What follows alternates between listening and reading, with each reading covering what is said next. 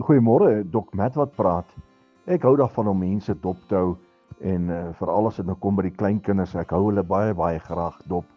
Nou die 1-2-jarige sê altyd pappa sal, want hy weet sy pappa sal.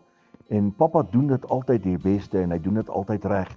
Die ander een nou wat nou weer sê, ook 'n 2-jarige, my pappa sal my pappa sal my optel, my pappa hou my vas en dan moet hy heeltyd met sy seun rondloop en dan wil hy hom nie los nie. Dan klou hy aan hom vas en hy soek die beskerming van sy pa want hy weet hy's veilig by sy pa.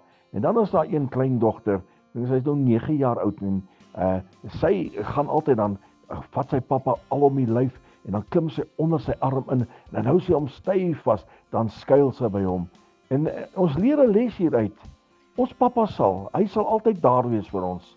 Pappa sal ons altyd optel as ons deur moeilike tye gaan.